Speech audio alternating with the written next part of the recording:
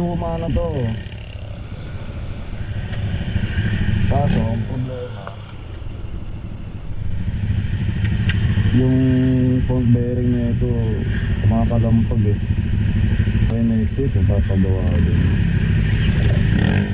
Nakalampagawa rin ako dito pero wala eh. Ang dati natin so ng highway natin. Ang masada dito smooth eh. May lubak, may sobrang lubak. Minsan yung bagong palto pero yung backload nun grabe na lubak eh. Kaya medyo nakabig siya.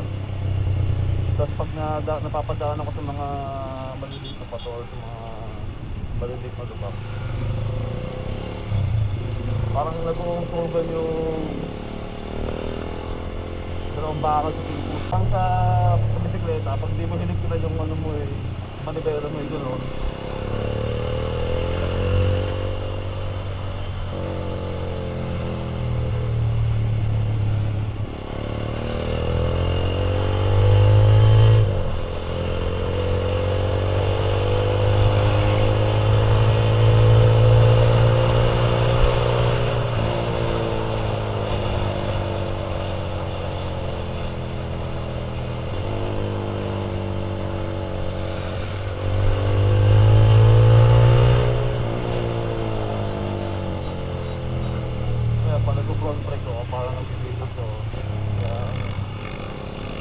Nakakatakot yung dun eh.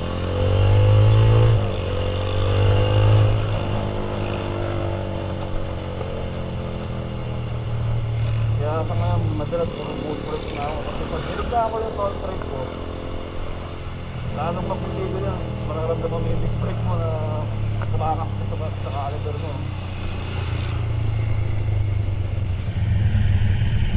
Sobrang selang din kasi ng bearing na ito guys. Kaya pero di naman stock na nilagay ko dito eh. Yung pang ano na eh, pang TNS sa ato nakasalpak dito. Pero dapat mag-bino yung parts ako para sobrang fit. Kasi kapag pinapasukat lang, minsan ano eh,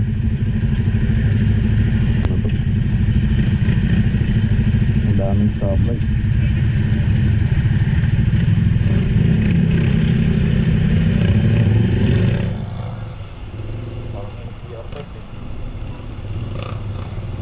Dapat mag-slow down lang tayo.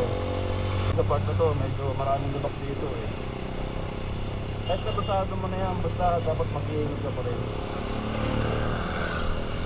Lalo ngayon, nung naging mawalan ng nakaraan, siyempre, hindi mo masabi kung may bagong lubak din sa kasado na yan. Siyempre, lumalamgot ang aspato eh. Pag laging mawalan ng panahon eh. Tapos dadaan pa ng malalaking truck. E di finish na, ganun. Wala bagong project na naman na.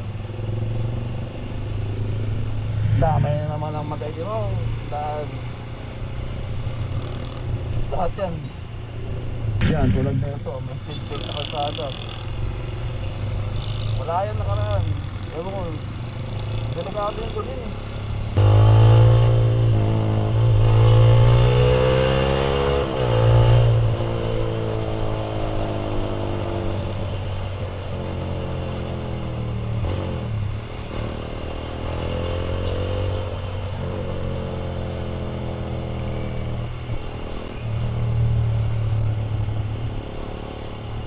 Magbiyahe pag Sunday, no? Papasok ako sa Sunday.